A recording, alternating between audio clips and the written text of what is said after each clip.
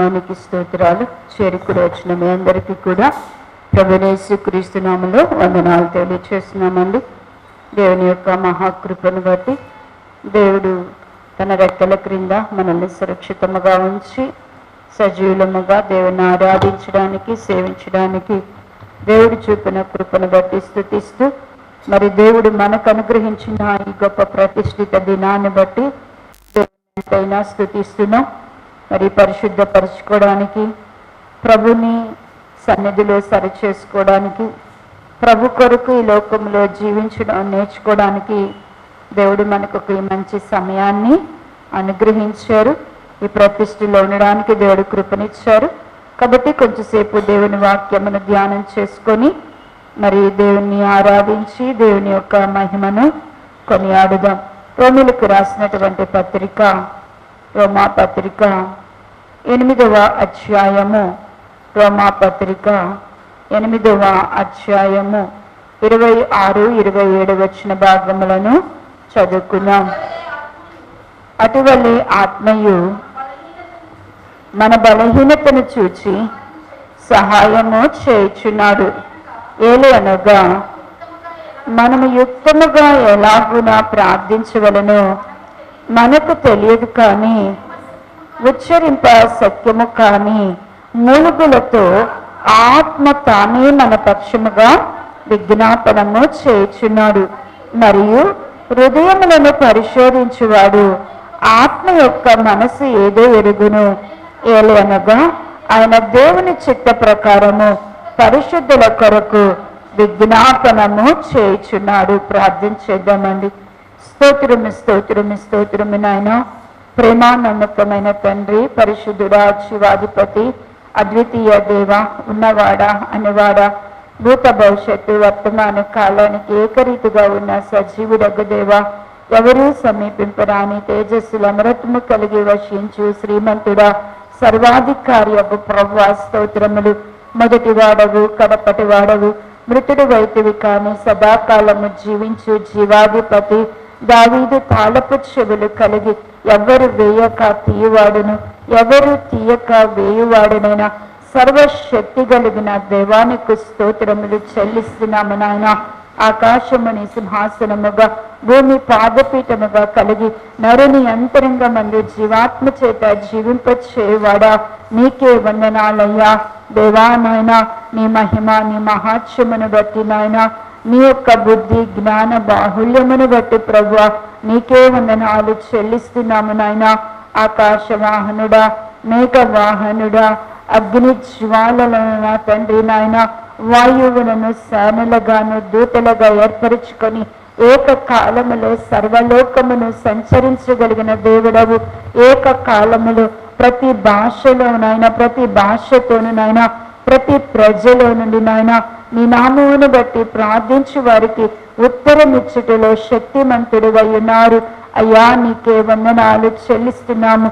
కెరాపులు మహిమతో, సరాపుల స్థుతులతో, కోట్ల కొలది దూత గణముల మధ్య మానక నిత్యము పరిశుద్ధుడు పరిశుద్ధుడు పరిశుద్ధుడని కొనియాడబడుచున్న సైన్యములకు అధిపతి యెహోవా, సర్వాధికారి యొక్క ప్రభువా, నీ కొందనాలయ్యా. ఆకాశ మహాకాశములే నిన్ను పట్టజాలవు నాయనా. అయినను భూమి మీద నాయన, నీ కృపను బట్టి, నీ ఏర్పాటును బట్టి నాయన, ఎందుకు పనికిరాని మమ్మలను క్రీస్తునందు ఏర్పాటు చేసుకొని యుక్త కాలమందు నాయన యేసయ్య, మా కొరకు నా తండ్రి నాయన, పరలోక మహిమను విడిచి తండ్రితో కూడా ఉండట విడిచిపెట్టకూడని భాగ్యం అనుకొనలేదు, కానీ మా కొరకు నాయన నీ మహిమను తేజస్సును విడిచి నాయన మా నిమిత్తమై ఈ లోకానికి నాయన మా వంటి శరీరధారిగా రక్తమాంసములు కలిగి నాయన మా వంటి స్వభావమును ధరించుకొని ఈ లోకానికి సంపూర్ణ మానవుడుగా వచ్చి నాయన మా పాప శాప అపరాధ భారమంతయు కూడా మా పక్షముగా మీరు సిలువలో మోసిన తండ్రి, లేదా మా వల్లే అన్ని విషయములో శోధింపబడి శ్రమపడి మా బలహీనతలో సహానుభవము కలిగిన ఆయన, అయా పాపము విషయములో నిరపరాధిగా నిర్దోషిగా పరిశుద్ధుడిగా నిష్కలంకుడిగా జీవించి లోకమును పాపమును నాయన శరీరమును సాతానును జయించి లోకమునకు బాహాటముగా నా తండ్రి నాయన నీ వలన కలుగు విజయోత్సాహముతో పాపులమైన మాకు గొప్ప రక్షణను ప్రభువా మీరు అనుగ్రహించారు ప్రభువా. ఒకప్పుడు దూరస్థులమైన మమ్మలను నీ శిలువ రక్తము ద్వారా సమాధానమును సంధిని కలుగచేసి పరలోకములో మమ్మల్ని కూర్చుండబెట్టి నీ దత్త పుత్రాత్మను మాకిచ్చి నాయన అబ్బా తండ్రి నాయనా నీ మర్ర పెట్టుకుని కృపనిచ్చారు. ఏ యోగ్యత లేని మాకు నీ పరలోకపు పౌరస్థితినిచ్చి ప్రభువా భూమి మీద ప్రభువా అయా నీ కొరకు సిద్ధపడడానికి సిద్ధపరుచుకోవడానికి నాయన మాకిచ్చిన ఎన్నికలు అనుకూల సమయమును బట్టి స్థుతిస్తున్నాం అయ్యా. నువ్వు ఇదిగో త్వరగా వచ్చుచుండగా పెళ్లి కుమారుడు పెళ్లి కుమార్తెను చూసి సంతోషించినట్లుగా నీ సంఘమైన మేము పెళ్లి కుమార్తె వలె నాయన నీ కొరకు అలంకరింపబడి సిద్ధపడి పెళ్లి కుమారుడు త్వరగా రమ్ము అని పిలవగలిగిన జీవము కలిగిన సంఘముగా మేము ఉండినట్లుగా కృప దయచేయండి. ఈ దేహముతో మేమున్నాం ఆత్మకు విరోధముగా పోరాడే శరీరేచ్ఛలను మాలో చంపివేయబడినట్లుగా నీ ఆత్మకు విరోధమైన పాప నియమము మాలో నశించిపోయినట్లుగా మేము శరీరేచ్ఛలతో కూడిన స్వభావమును శరీర సంబంధుల వలె కాక ఆత్మ సంబంధుల వలె క్రీస్తు యేసు సంబంధుల వలె లోకము దాని ఇచ్ఛలను జయించిన వారమే నా తండ్రి అయ్యా. దురాశలను జయించిన వారమే నీ కొరకు ఎదురు చూడగలిగిన పరిశుద్ధమైన సంఘముగా సార్వత్రిక సంఘ ప్రతిబింబముగా మేము ఉండడానికి మాకు నీ కృప దయచేయండి అయ్యా. ఈ రోమా పత్రిక లేఖన భాగముల ద్వారా మీరే మాతో మాట్లాడండి ప్రభువా. ఈ లేఖనములోని సత్యము సారము నాయన మా హృదయంలో నిలిచి ఉండాలి ప్రభువా. మేము లేచినను కూర్చునినను మేము నడుచునను పండుకొనను నీ యొక్క వాక్య స్వరమును మేము వినగలిగిన వారముగా నీ అడుగు జాడలు నడుచువారముగా నీ వాక్యమే కార్యకారిగా క్రియా సఫలతనందునట్లుగా మమ్మల్ని మీ సజీవమైనటువంటి నాయన దేవా నీ చేతులకు సజీవ యాగముగా మమ్మల్ని మేము అప్పగించుకొని అర్పించుకొని చుండగా మాలో నీ కార్యమును సఫలపరచండి. నీ చిత్తమును మాలో సఫలపరచండి.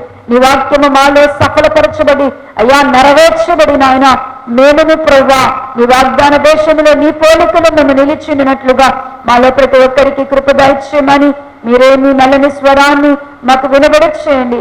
మానవుని స్వరాన్ని మానవుని జ్ఞానాన్ని మానవుల ఆలోచనను నీ సిలువలో కొట్టివేస్తూ పరిశుద్ధాత్మ ద్వారా మీరే మాతో మాట్లాడి ప్రభువా సంఘాన్ని ఉజ్జీవింపచేసి నీ మహిమ ఎదుట నిలబెట్టుకొనమని నజరేయుడు ప్రియరక్షకుడైన యేసుక్రీస్తు నామములో అడిగి ప్రార్థించి పొంది నామ తండ్రి ఆమేన్.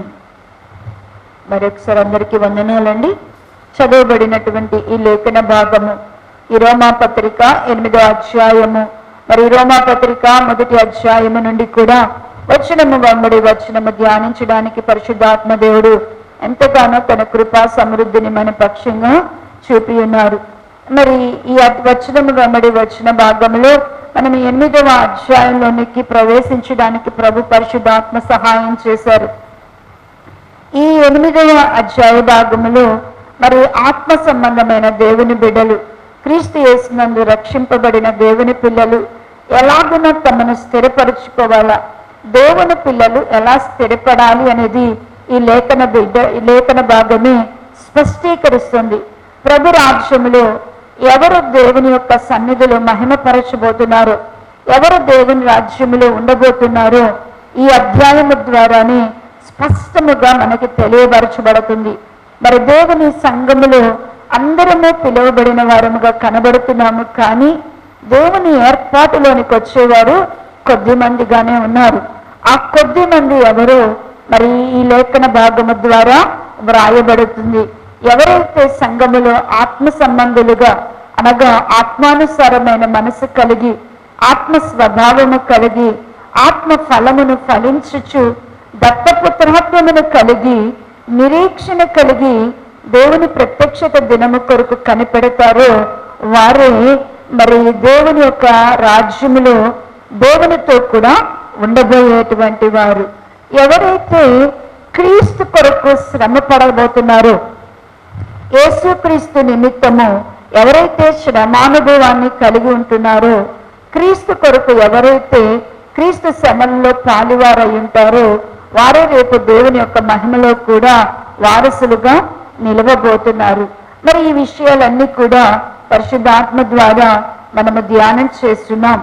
మరి పరిశుద్ధాత్మలో మనము ప్రార్థించాలి అంటే పరిశుద్ధాత్మ మనలో ఉండి ప్రార్థించాలి అంటే పరిశుద్ధాత్ముడే విజ్ఞాపనకర్తగా మనలో ఉండి దైవ చిత్తానుసారమైన ప్రార్థన దేవునికి ఇష్టమైన ప్రార్థన మనము చేయాలి అంటే మనం ఎవరము కూడా చేయలేము అనేది వాక్యము స్పష్టీకరిస్తుంది. మనం ఎవరికి కూడా ప్రార్థన చేయడం అనేది రాదు. అయితే మన బలహీనతలను చూసి ఆత్మయ్య మనకేం చేస్తారు అంట, సహాయం చేస్తారంట. ఆత్మ సహాయం చేయాలా, ఆత్మ మనలో ఉండి ప్రార్థన చేయాల. పరిశుద్ధాత్మలో మనము ప్రార్థన చేయాలి అంటే ఆత్మకు అనుకూలమైన మనస్సు మన దగ్గర ఉండాల. అంటే ఆత్మానుసారమైన మనస్సు మన దగ్గర ఉండాల. ఎవరు ఆత్మానుసారమైన మనసు కలిగినాము అంటే పరిశుద్ధాత్మ మనలో ప్రార్థన చేయాలంటే మన మనసు జీవమును సమాధానాన్ని కోరుకోవాలా. మరి మనము శిరస్సు అయిన క్రీస్తుని ఏం చేయాలా, హత్తుకోవాలా. శిరస్సు అయిన క్రీస్తును హత్తుకున్నాము అంటే మనము యేసుక్రీస్తు ప్రభువుతో ఒకే ఆత్మను కలిగి మనందరము కూడా ఒకే అడుగు జాడలలో నడిచేవారముగా ఉంటాము. మరి ఆత్మానుసారమైనటువంటి ప్రార్థన మనము చేయాలా. ఆత్మ మనలో ఉండి విజ్ఞాపనము చేయాలి అంటే అతి పరిశుద్ధమైన దాని మీద మనల్ని మనము కట్టుకోవాలా. అతి పరిశుద్ధమైన దాని మీద ఎవరు తమను కట్టుకుంటారో వారే పరిశుద్ధాత్మలు ఏం చేయగలుగుతారంటే ప్రార్థించగలరు. అతి పరిశుద్ధమైనది దేవుని యొక్క మరి పరిశుద్ధ స్థలములో, అతి పరిశుద్ధ స్థలములో ఉండేవి అతి పరిశుద్ధమైనవి ఏంటి అంటే ఒకటి సువర్ణ ధూపార్తి మందసములో ఉన్నటువంటి సముదాయమే. మరి ఏంటి అంటే కనుక ఆ సువర్ణ ధూపార్తి ఏంటి అంటే కనుక యేసుక్రీస్తు యొక్క నామమే మనకి సువర్ణ ధూపార్తిగా ప్రభు ఇచ్చాడు. మరి మన దగ్గర ఉన్న వెండి బంగారముల కంటే మన దగ్గర ఉన్నటువంటి విలువైనటువంటి ఆయుధ సంపద కంటే మన దగ్గర ఉన్నటువంటి ధనము కంటే కూడా మరి శ్రేష్టమైనది ఏంటి అంటే కనుక యేసుక్రీస్తు యొక్క నామము. ఆ నామములో మనం ప్రార్థించినప్పుడు మనము రక్షింపబడతాం. ఆ నామములో మనము ప్రార్థించినప్పుడు విడుదల పొందుతాం. ఆ నామములో మనం ప్రార్థించినప్పుడు మరి స్వస్థత పొందుతాం. ఆ నామములో మనము ప్రార్థించినప్పుడు దేవుని కార్యాలను మనం ఏం చేయగలుగుతాం, చూడగలుగుతాం. మరి అట్టి నామముల కంటే కూడా మరి యేసుక్రీస్తు నామమును తండ్రి యొక్క దేవుడు హెచ్చుగా భూమి మీదే కానీ ఆకాశమందే కానీ భూమి క్రిందే కానీ అన్ని నామముల కంటే పైనామముగా యేసుక్రీస్తు నామాన్ని తండ్రి యొక్క దేవుడు ఏం చేశాడంటే హెచ్చించాడు. మరి ఆ నామమున తండ్రిని మనం ఏది అడిగినా కూడా తండ్రి యొక్క దేవుడు మనకు సంతోషం కలుగునట్లుగా ఏం చేస్తాడంట, అనుగ్రహిస్తాడు. కాబట్టి మనము దైవ చిత్తానుసారమైన ప్రార్థన చేయాలి అంటే మరి ఏ నామములో మనము ప్రార్థన చేయాలి అంటే కనుక మరి యేసుక్రీస్తు నామములు. మరి అతి పరిశుద్ధమైన వాటిలో రెండవది ఏంటి అంటే కనుక మరి మందసము. ఆ మందసము మరి అతి పరిశుద్ధమైనదిగా ఎంచబడడానికి కారణం ఏంటి అంటే కనుక అందులో ఉన్నటువంటి మన్నా పాత్ర, చిగురించినటువంటి అహరోను కర్ర, మందసములో కలిగినటువంటి మరి పలకల నిబంధన పలకలై ఉన్నాయి. మరి ఆ అతి పరిశుద్ధమైన వాటిలో మన్నా పాత్రను గురించి మన్నా పాత్రను గురించి ధ్యానం చేస్తాం.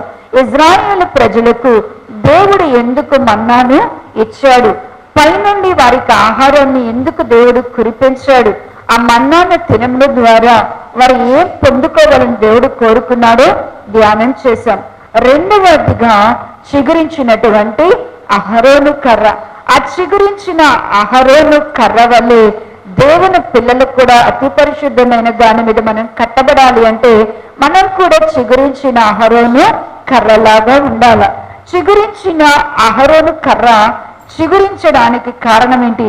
ఒక కర్ర చిగురించడము అంటే ఎండిన కర్ర చిగురించగలదా? చిగురించలేదు. ఎందుకు అంటే ఎండిపోయిన దానిలో మరి కొమ్మలో నుండి వేరు చేయబడింది, వేరు నుండి వేరు చేయబడింది కాబట్టి దానిలో జీవం ఉండదు. కర్రలో ఏముండదు? జీవం ఉండదు, అది ఎండిపోయింది. అయినా అది చిగురు పెట్టి పువ్వు పోసి బాదం కాయ కాసింది అంటే అది చిగురించిన కర్రగా అలా ఉన్నది. అంటే దేవుని పిల్లలు కూడా మనము కూడా మరి స్వాభావికమైనటువంటి ఒలీవ చెట్టు నుండి మనందరినీ కూడా ఎప్పుడో వేరు చేయబడే అడవి ఒలీవ కొమ్మలం. అయినా మనము కూడా మరి ఫలించడానికి ప్రభు మనల్ని కూడా ఏం చేశాడు అంటే కనుక స్వాభావికమైన వేరుగా ఆయన నుండి ఆయనలో మనల్ని అంటు కట్టుకున్నాడు. ఆయనలో అంటు కట్టబడిన మనము నిలిచి ఉంటేనే కానీ మనం ఏమవ్వమంట ఫలించలేదు. అంటే అహరోను కర్ర ఫలించాలి అంటే అది అంటు కట్టబడి అది నిలిచి ఉంటేనే కానీ ఏమవ్వదంట ఫలించలేదు. అలాగే మనం కూడా అంటు కట్టబడి నిలిచి ఉండాలి అంటే మరి మనలో కూడా ఏముండాలంటే దేవుని గూర్చిన భయము విశ్వాసము ఉండాలి. నిలిచి ఉండాలి అంటే దేవుల్లో మనం నిలిచి ఉండాలి. అంటు కట్టబడి నిలిచి ఉండాలంటే భయము విశ్వాసము అనేది ఉండాలి. అంతేకాక దేవుని స్వభావములో మనము పాలువర నిలిచి ఉండాలి అంటే దైవ స్వభావం. దైవ స్వభావము ఏమైనా దేవుని స్వభావములో 8 గుణాలు ఉంటాయి. దేవుని స్వభావములో 8 దేవుని స్వభావం మనకు రావాలంటే 8 గుణాలు మనం అభ్యాసం చేయాలి. ఏంటి అంటే విశ్వాసము, సద్గుణము, జ్ఞానము, ఆశా నిగ్రహము, సహనము, మరి భక్తి, దేవ సహోదర ప్రేమ, అలాగని దయ. ఈ 8 మనలో ఉంటేనే మనకి ఏ స్వభావం వస్తుంది అంటేనట దైవ స్వభావం. దైవ స్వభావంలో ఎవరు పాలువారై ఉంటారో వారు నిలిచి ఉండగలరు. మరి దేవుని ప్రేమను మనం కలిగినప్పుడు మనము దేవునిలో మనము నిలిచి ఉండగలం. ఎలా నిలిచి ఉండగలం అంటే తీగ ద్రాక్షావళిలో నిలిచి ఉంటేనే కానీ అది ఫలించదు అన్నారు. అంటే మనము తీగలమైన మనము ఇప్పుడు ద్రాక్షావళిలో గలగా నిలిచి ఉండాలి. మరి నిలిచి ఉండాలి అంటే మనకేం కావాలి అంటే దేవుని ప్రేమ మనకి కావాలా. దేవుని యొక్క ఆజ్ఞని మనం ఏమవ్వాలా గైకొనాల. 3వదిగా ఆయన నీతిని మనము జరిగించాల. 4వదిగా పాపమును చేయకుండా జాగ్రత్త పరుచుకోవాల. ఈ 4 ఎవరిలో ఉంటారో వారు ఎలా ఉండగలరు అంటే నిలిచి ఉండగలరు. ఎవరు నిలిచి ఉంటారో వాళ్ళే బహుగా ఫలిస్తారు. 2వది అంటే మనం ఫలించాలి అంటే నిలిచి అంటుకట్టబడాలా, నిలిచి ఉండాలా. ఇది మొదటిది. 2వది మనము ఫలించాలి అంటే గోధుమ గింజ భూమిలో పడి చావకుండే అది ఒంటిగానే ఉంటది, కానీ భూమిలో పడి చస్తేనే కానీ అదేమవదంటండి బహుగా ఫలించదు. ఇప్పుడు గోధుమ గింజలాగా మనం కూడా ఏమవ్వాలి అంటే క్రీస్తులో మనం ఏమైపోవాలి అంటేనట చనిపోవాలి. యేసుక్రీస్తు అనేటువంటి యేసుక్రీస్తు ప్రభువారిలో మనము చనిపోవాలి. మనం ఎలా చనిపోవాలి అంటే యేసుక్రీస్తు ప్రభువారు దేని కొరకు మన విషయములో ఆయన మరణించారు. యేసుక్రీస్తు ప్రభువారు నీ కొరకు నా కొరకు దేని విషయంలో ఆయన చనిపోయారు, ఆ విషయంలో మనం కూడా చనిపోయిన వారమైతే ఆయనతో చనిపోగలిగితే క్రీస్తు ఎలాగను తిరిగి లేచారో అలాగే మనం కూడా ఏమవ్వగలము తిరిగి. ఎవరైతే యేసుక్రీస్తు ప్రభువారితో చనిపోయి యేసుక్రీస్తు ప్రభువారి కొరకు తిరిగి జీవిస్తారో, యేసుక్రీస్తు ప్రభువారికి కొరకు చనిపోయి యేసుక్రీస్తు ప్రభువారి కొరకు తిరిగి జీవిస్తారో వారు ఏమేమవ్వగలంటే బహుగా ఫలించగలరు. అంటే గోధుమ గింజ అది గోధుమ గింజగా ఉన్నప్పుడు దాని ఆకారం ఎలా ఉంటుంది? గోధుమ గింజ ఆకారం వేరుగా ఉంటుంది, మొక్క ఆకారం చనిపోయిన తర్వాత అది బ్రతికినప్పుడు దాని ఆకారం వేరుగా ఉంటుంది. మరి అప్పటికి గింజలాగే మొక్క ఉంటుందా అంటే ఉండనే ఉండదు. గింజ వేరు, మొక్క రూపం గింజాకృతి వేరు, మొక్క ఆకారము వేరు. ఇప్పుడు మనం పాపం చేశాం, మనలో అనేకమైనటువంటి మనము కూడా యేసుక్రీస్తు ప్రభువారు మొదటగా దేని కొరకు మన కొరకు చనిపోయారంటే పాపం విషయంలో ఆయన మన కొరకు చనిపోయారు. కాబట్టి మనము కూడా పాపం విషయంలో మనం ఏమవ్వాలంటే చనిపోవాలా. మరి మనలో కూడా మన తల మొదలుకొని మన పాదాల వరకు ప్రతి అవయంలో కూడా ఏమి నివసిస్తుంది అంటే కనుక పాపమే ఉన్నట. మనందరము కూడా పాపమునకు చెరపట్టబడ్డామట. మనలో తెలియకుండానే ఏముందంట, మన ప్రతి అవయంలో కూడా ఏముందంట పాపమే ఉంది. మన తలంపుల్లో పాపం ఉంది, మన చూపులో పాపం ఉన్నది, మన వినికిడిలో పాపం ఉన్నది, మన నోటిలో మన నాలుక క్రింద కూడా ఏమున్నది అంటే గనక పాపం ఉన్నది. మన హృదయంలో పాపం ఉన్నది, మన చేతిలో పాపం ఉన్నది, మన నడకలో పాపం ఉన్నది. మన నడకలో మన కాళ్ళు కూడా ఎక్కడికి పరిగెత్తుతున్నాయి అంటే పాపము చేయడానికే అంటే మన ప్రతి అవయవలో కూడా ఏం కనబడుతుందంట? పాపమే కనబడుతుంది. ఇప్పుడు పాపము నుండి ఖచ్చితంగా మనం ఏం చేయబడాలి అంటే కనుక మరి పాపం విషయంలో మనము చనిపోవాలి. పాపాన్ని 4 రకాలుగా విభజించారు. ఏం పాపాలు మనల్ని ఏలుబడి చేస్తాయి అంటే కనుక రహస్య పాపాలు మనల్ని ఎడబడి చేస్తాయి, సులువుగా చిక్కులు పెట్టే పాపాలు మనల్ని ఎడబడి చేస్తాయి, దురభిమాన పాపాన్ని మనల్ని వెలుబడి చేస్తా ఉంటది. పాపం వలన కలిగే భ్రమ వలన కూడా మనం అందరం పాపం వలన కలిగే భ్రమ చేత కూడా మనం ఏలుబడి చేస్తాం. కాబట్టి ఈ పాపాల విషయంలో మనం ఏమవ్వాలా? మృతిపోవాలి. వాళ్ళు చనిపోతేనే కానీ క్రీస్తు మనలో జీవించాడు. క్రీస్తును మనం చూపించాల. నీలో క్రీస్తు కనబడాల.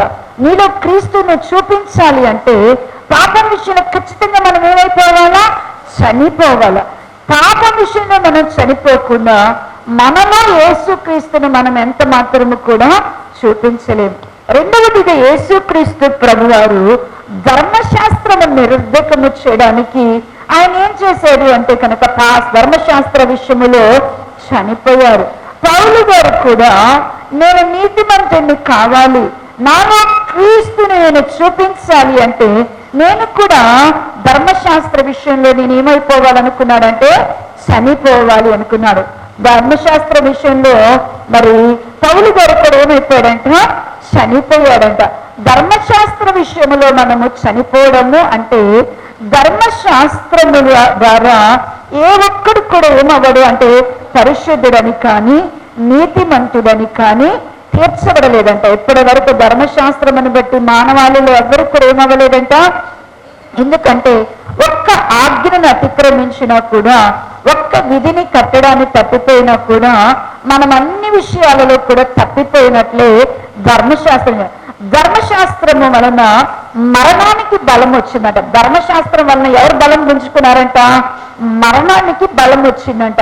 కాబట్టి ఆ ధర్మశాస్త్రము మనలో నుండి ఈ ధర్మశాస్త్రం వలన మరణానికి బలం వచ్చింది. రెండవది దేవుని ప్రజ అయినటువంటి అబ్రహాము సంతానమైన యూదులు, ఇజ్రాయేలు ప్రజలు ఏం చేస్తున్నారంటే ధర్మశాస్త్రములు ప్రభు ఇచ్చినటువంటి మాట కంటే కూడా వారు ఆజ్ఞలను మరి అనుసరించడం కంటే కూడా ఆయన నోటి మాటను ఆజ్ఞను గైకొనడం కంటే కూడా వాళ్ళు ఏం చేస్తున్నారు అంటే కనుక ఎక్కువగా ఆచారారాధులకి వారు ఏం చేస్తున్నారంటే ప్రాముఖ్యత. అంటే దేవుడు పళ్ళం కనుక్కోమన్నాడు అంటే పళ్ళాన్ని శుద్ధి చేసుకోమన్నాడు అంటే దేని కొరకు పళ్ళాన్ని శుద్ధి చేసుకోమన్నాడు? పళ్ళాన్ని శుద్ధి చేసుకోవాలా, మీరు వచ్చేటప్పుడు కాళ్ళు గడుక్కోవాలా, మీరు ఉపవాసం ఉంటే తలస్నానం చేయాలా, ఇవన్నీ కూడా మీరు మరి ప్రతి దానిలో నుంచి కూడా 10వ వంతు దేవుని సన్నిధిలోనికి తీసుకురావాలా అనేది చెప్తూ ఉన్నాడు. ఇవన్నీ చెప్తుంటే వాళ్ళు ఏం పట్టించుకున్నారు అంటే వాళ్ళు తప్పు చేస్తే మీ కొరకు మరి ఎద్దునే కానీ కోడనే కానీ మరి గొర్రె మరి గువ్వని కానీ మరి మీ కొరకు పావురాన్ని కానీ తీసుకొచ్చి బలిపీఠం మీద మీరు ఏం చేయాలా? అర్పణగా అర్పించాలా. అంటే వాళ్ళు పాపం చేసేటప్పుడు వాళ్ళు ఏమనుకుంటున్నారంటే నేను ఈ పాపం చేశాను కాబట్టి ఈ పాపము పరిష్కరింపబడాలంటే ఏం తీసుకెళ్ళాలనుకుంటున్నారు? ముందుగానే వాళ్ళు ప్లాన్ చేసుకుంటున్నారు. ఏం చేసుకుంటున్నారు? పాపం మానాలనుకోవట్లా. వాళ్ళు ఏం చేయాలనుకుంటున్నారు? మేము ఈ పాపం చేస్తాం కానీ ఈ పాపానికి పరిష్కారం ఏం తీసుకెళ్తే పాపం పోద్దు అనుకుంటున్నారు? ఒక గొర్రె పిల్లని తీసుకెళ్ళిపోతే పాపం పోద్దు అనుకున్నారు. అంటే దేవుని యొక్క చిత్తాన్ని వారు ఏం చేస్తున్నారంటే ధర్మశాస్త్రంలో ఉన్నటువంటి దేవుని యొక్క మాటను వారు నిరర్థకం చేస్తున్నారు. అందుకని వారిలో దేవుని కార్యం అనేది ఏం జరగట్లేదు. ఇప్పుడు వారు యేసుప్రభు గారు అన్నారు, వాళ్ళు ఏం చేస్తున్నారంటేనంట ఇప్పుడు ఎక్కడికైనా భోజనానికి వెళ్ళారంటే ఖచ్చితంగా వాళ్ళు ఏం చేస్తారంటే శుభ్రంగా కాళ్ళు కడుక్కుంటారు. వాళ్ళకి ఇవ్వబడినటువంటి పళ్ళాలు ఏం చేస్తారు అంటేనంట శుభ్రంగా కడుక్కొని కూర్చుంటారంట. కానీ తినేటప్పుడు పళ్ళాలు శుభ్రంగా ఉంటున్నాయి, వారు సిద్ధపరుచుకునే ఆహారం శుభ్రంగా ఉంటున్నాయి, వాళ్ళ కాళ్ళు ఒళ్ళు శుభ్రంగా ఉంటుంది. కానీ వాళ్ళ హృదయంలో మాత్రం ఏముంటుందంట, ఏంటంట, వాళ్ళు చాలా దుర్మార్గతను పెట్టుకున్నారంట, దోపును పెట్టుకుంటున్నారంట. వాళ్ళ హృదయంలో ఏముంటుందంట, దోపు అజితేంద్రియాలు ఉంటున్నాయంట. అంటే వారి హృదయంలో ఏముంటుంది, ఇప్పుడు ఏదైనా పెట్టుకుని తినేటప్పుడు సిద్ధపరిచిన ఆహారం పెట్టే వ్యక్తిలో మంచితనాన్ని చూడరంట. ఈడెట్టంటే రెట్ట పెట్టాడు, వీడి పాపానికి అడిగేసి లోపల కూర్చొని అనుకుంటారంట, వీడి పాపానికి అడిగేసుకోవడానికి ఇట్ట భోజనాలు పెడుతున్నారు అనుకుంటారంట. ఇక అంటే ఏంటి, పళ్ళెం కడుక్కొని ప్రయోజనం లేదు, ప్లేట్ కడుక్కొని ప్రయోజనం లేదు, కాళ్ళు కడుక్కొని ప్రయోజనం లేదు. ఇదిగో ఒక వ్యక్తిని ఏం చేస్తున్నారు, కూర్చొని ఏం చేస్తున్నారు అంటే హృదయంలో ఏముంది, అసలు ప్లేట్లు కడుక్కోమనడానికి కాళ్ళు కడుక్కోమనడానికి కారణం ఏంటి అంటే, అయ్యా ఇలాంటి వస్తువులకి నువ్వు ఇంత శుభ్రతనిస్తే ఇంతకంటే దేన్ని చూసే దేవుడు, నువ్వు ప్లేట్లు చూసే దేవుడు కాదు, కాళ్ళను చూసే పైన కడుకోడు, ఏం చూసే దేవుడు, హృదయాన్ని లక్ష్య పెట్టే దేవుడు. నా హృదయంలో ఏమైనా కల్మషం ఉంటే నువ్వేం చేయాలా, కడుగు ప్రభు అనుకొని కూర్చోవాలి. వాళ్ళంట చేయాల్సిన దాన్ని ఏం చేస్తున్నారంటే కడుక్కోవలసిన దాన్ని ఏమో మర్చిపోతున్నారు, కడుక్కోవలసిన దాన్ని వాళ్ళు మర్చిపోతున్నారు. కడుక్కోవలసిన దాన్ని మర్చిపోయి మిగతా వాటిని అన్నిటిని ఆచారంగా చేసి ధర్మశాస్త్రాన్ని ఏం చేస్తున్నారంటే నిరర్ధకం చేస్తున్నారంట. ధర్మశాస్త్రంలో ఉన్న సత్యాన్ని ఏం చేస్తున్నారంటే వాళ్ళు నిరర్ధకం చేస్తున్నారంట.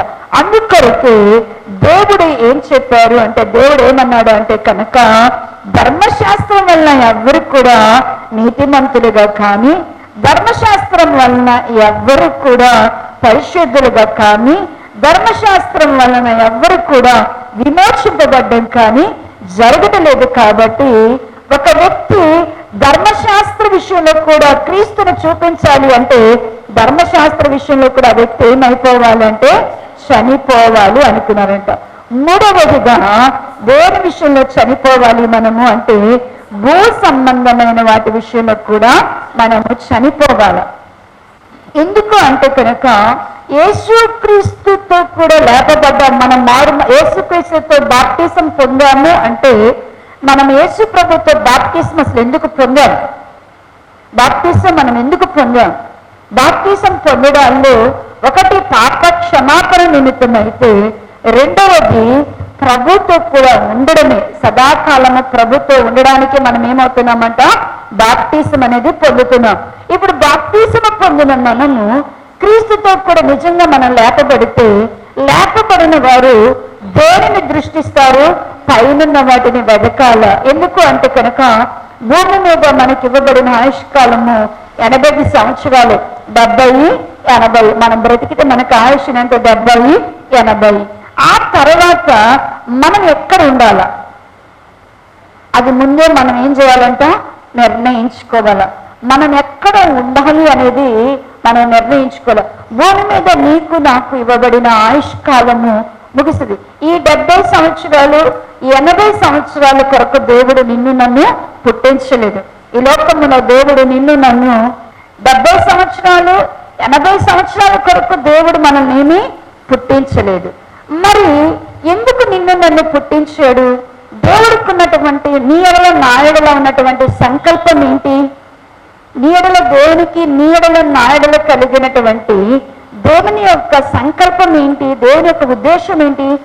ఎందుకు అంటే ప్రభు నిన్ను నన్ను కూడా ఎప్పుడు కూడా ఆయనతో మనం ఉండడమే ఆయన ఉద్దేశం. ఎప్పుడు కూడా మనం ఎక్కడ ఉండాలా? ఆయన దగ్గరే ఉండాలా. ఆయన దగ్గరే ఉండాలి అంటే ఆయన ఇప్పుడు ఎక్కడున్నాడు? ఆయన దగ్గర ఉండడానికి ఆయన ఎక్కడున్నాడు? ఇప్పుడు పరలోకంలో తండ్రి కుడి పార్శ్వమందున కూర్చొని ఆసీనుడై ఉన్నాడు. ఇప్పుడు ఆయన దగ్గరికి మనం వెళ్ళాలి అంటే భూమి మీద ఉన్న వాటిని మనం ప్రేమిస్తే ప్రభు మరి ఆయన దగ్గరికి వెళ్ళగలమా? వెళ్ళలేము. మనము ఆయన దగ్గర ఉండాలి అంటే అక్కడ ఆయన దగ్గర ఉన్న వాటిని మనం ఏం చూడాలా? ప్రేమించాలా. వాటినే మనము వెదకాల, వాటినే మనం ఏం చేయాలా? ఆశించాలా. ఇప్పుడు భూ సంబంధమైన వాటి విషయంలో ఖచ్చితంగా మనం ఏం చేయాలంటేనంట మృతులం అవ్వాలి. ఖచ్చితంగా మనందరం భూ సంబంధమైన దాని విషయంలో ఏమవ్వాలంట? మృతులము కావాలంట. భూ సంబంధమైనది ఏమిటి అంటే కనుక చూడండి ప్రియులారా, ఫిలిప్పీలకు రాసినటువంటి పత్రిక 3వ అధ్యాయము ఫిలిప్పీలకు రాసిన పత్రిక 3వ అధ్యాయము 18వ వచన భాగము నుండి చదవండి. 180వ పేజీ, పేజీ నంబర్ 180వ పేజీ. అనేకులు 18 క్రీస్తు శిలువకు శత్రువులుగా నడుచుకొనుచున్నాను. వీరిని గూర్చి మీతో అనేక పర్యాలు చెప్పి ఇప్పుడు ఈయన ఏడ్చుచూ చెప్పుచున్నాను. నాశనమే వారి అంతము, వారి కడిపే వారి దేవుడు. వారు తాము సిగ్గుపడవలసిన సంగతులు యందు అతిశయపడుతున్నారు. భూ సంబంధమైన వాటి యందు మనస్సు నుంచుచున్నారు. మన పౌరస్థితి పరలోకమందున్నది. అక్కడ నుండి మన ప్రభు అయిన యేసుక్రీస్తు అనే రక్షకుడు నిమిత్తము కనిపెట్టుకొని ఉన్నాము. సమస్తమును తనకు లోబరుచుకుని జాలిన శక్తిని బట్టి ఆయన మన దీన శరీరమును తన మహిమగల శరీరమునకు సమరూపము గలగాదానిగా మార్చును అంటున్నాడు. ఇక్కడ భూ సంబంధమైన వాటి విషయంలో మనము మృతి నొందాలి. ఖచ్చితంగా మనము భూ సంబంధమైన విషయంలో ఏమవ్వాలంట? మృతిపడు. భూ సంబంధమైనవి ఏంటి? భూ సంబంధమైనవి ఏంటి అంటే కనుక ఇక్కడ అంటున్నాడు కదా, ఒకటి దేవుని పిల్లలకు వారి కడుపు ఏమైపోయిందంట? భూ సంబంధం అంటే దేవుని పిల్లలు ఎప్పుడు కూడా కడుపును ఎక్కువగా ఏం చేయకూడదంట? కడుపును దేవుడిగా చూసుకోకూడదంట. వాళ్ళ కడుపే వారి. చాలా మందికి దేవుడు అంటారు, యేసుప్రభుని దేవుడు అంటారు, యేసుప్రభు మా దేవుడు అంటారు. కానీ చాలా మందికి అంట వాళ్ళ కడుపే వాళ్ళకి ఏమవుతుందంట? దేవుడు అయిపోద్దంట. 3 అయిపోతే ఎక్కడున్నా కూడా ఏమైపోతారు? ప్రార్థనలో కూడా వెంటనే పర్లా ఏసునామములో ఆమెను వచ్చేసిద్ది తన్నుకుంటా. ఎందుకు అంటే ఎందుకు ఏసునామములో ఆమెను ఎందుకు వచ్చిందంటే పరిశుద్ధాత్మ ప్రార్థన చేసినా కూడా కడుపు ఏమైపోతుందంట? ఆకలికి తట్టుకోలేక చాలా మంది కడుపే వారికి ఏమైపోయి ఉంటాడంట? దేవుడు అయిపోయి ఉన్నాడంట. కడుపే దేవుడైతే వారికి ఏం చూసినా కూడా ఆ కడుపుని ఎలాగ తృప్తిపరచాలనే దాని మీదే ఉంటుంది వాళ్ళ రోజంతా దృష్టి ఏముంటుందంటే నేను మా నాన్న నాకు బాగా ఇందులో బాగా మా నాన్న చూసి నేను చాలా నవ్వుకుంటాను, పెడతా ఉంటాం నేను మా అమ్మ. ఏంటి అంటే రాత్రి పడుకుంటామా ప్రార్థన చేసుకోమంటే చేసుకుంటాను. రాత్రి పడుకునే రేపు ఉదయం టిఫిన్ ఏంటి, రేపు వంటలేంది అంటాడు ముందే.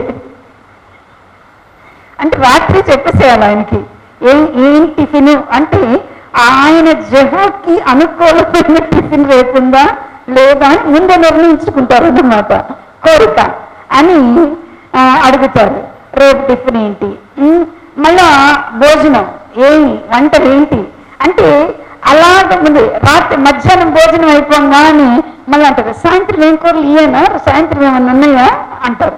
అంటే ఇక డే అంతా కూడా దేని చుట్టూ ఉంటుందంటే కడుపే. వాళ్ళ ఆలోచన అంతా ఏముంటుంది అంటే కనుక ఈ పూట ఏం తినాలా, సాయంత్రానికి ఏం తినాలా, ఉదయం ఏం టిఫిన్ చేయాలా, మధ్యాహ్నం ఏం వండుకోవాలా, ఎండు చేపల పులుసు వేసుకోవాలా, లేకపోతే చిన్న చేపలు వండుకోవాలా, తలకాయ మాంసాలు తినాలా, పప్పు చారులు తినాలా, బాగా రోటి పచ్చళ్ళు చేసుకొని తినాలా. ఎక్కడుండి ఆలోచిస్తాం ఇవన్నీ? ఎక్కడుండి ఆలోచన చేస్తాం? అన్ని కూడా ఎక్కడ పెట్టుకుంటాం? కడుపే. ఏం కనపడుతుందంటే వాళ్ళకి కడుపే. అంటే కడుపుని ఎలా తృప్తిపరచాలి అన్న ఆలోచన మన మనసులో ఉంది అంటే ఏ రోజు ఏం కూర అనుకొని ఆలోచన లేకుండా ఎవరు తింటాం చెప్పండి? ఏం తినాలో ఆలోచన లేకుండా ఏం తింటాం? ముందే మన మైండ్ని ఎట్ట సెట్ చేసి పెట్టుకుంటామంటే ఈరోజు ఈ కూర వండుకోవాలా, ఇది తినాలా, వేడిగా తినాలా, నెయ్యి వేసుకొని తినాలా, ఇంత పచ్చడి, అన్ని మైండ్ని ఏం చేసుకొని ఉంటాం? ఫిక్స్ చేసుకొని కాబట్టి ఫిక్స్ చేసుకుని ఉంటాం. అందులో నేనేం తక్కువ అనుకోదక్కండి, ఇది నాలో కూడా ఉంది. అంటే మైండ్ని ఏం చేస్తూ ఉంటాం? తినే విషయంలో ముందునే దేవుడు నాకు ఈరోజు ఏమి సిద్ధపరిచాడో ఆ సమయానికి అది జరిగిద్దని ఎవరైనా అనుకుంటామా? అంటే ఖచ్చితంగా మన దృష్టి ఎటు వెళ్ళిపోతుందంట? మన దృష్టి ఎక్కడికి వెళ్ళిపోతుందంటే కడుపే మన దేవుడిగా వెళ్ళిపోతున్నాడు. కొందరికి కడుపే దేవుడిగా ఉంటారంట, కొందరికంట బలమే దేవుడంట.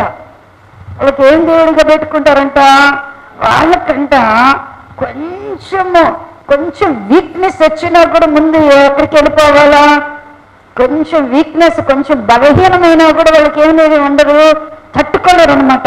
అమ్మో నాకు ఇంకేదో అయిపోతుంది, ఇప్పుడు తలనొప్పి వచ్చింది, తలనొప్పి వాళ్ళకి వెళ్ళిపోతాయేమో, తల స్కానింగ్కి వెళ్ళిపోవాలా, నడువు నొప్పి వచ్చింది, జాయింట్లు అరిగిపోయినేమో, జాయింట్ మళ్ళీ నేను అక్కడికి వెళ్ళిపోవాలా, మందులు ఆడిపోవాలా. అంటే వాళ్ళకి దేని మీద గురి పెట్టుతారు? ఒక చిన్న జ్వరం వచ్చినా, బాధ వచ్చినా, బలహీనత వచ్చినా కూడా ఓర్చుకోలేరు. ఆ బలహీనతలో దేవుని కొరకు ఏం లేరు, నమ్మకంగా ఉండలేరు. అందుకని అంటాడు, కొంతమందికి తన బలమే, వాళ్ళు ఏం దేని గురించి ఆలోచిస్తారంట, బలాన్ని గురించి ఆలోచిస్తుంటారు.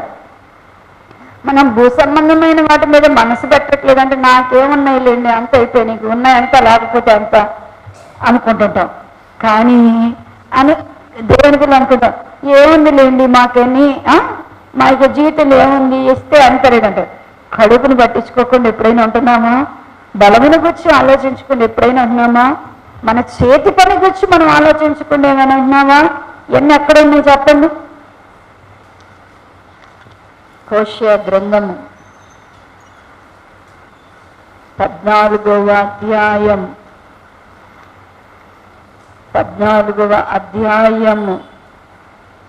3వ వచన భాగము.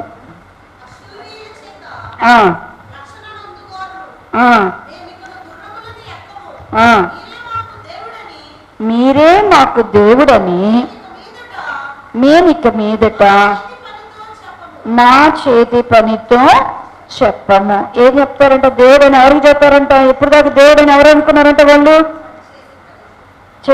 ఎవరిని గురించి ఆలోచించారంట? నీవే మా దేవుడు అని వాళ్ళు దేంతో చెప్పారంట?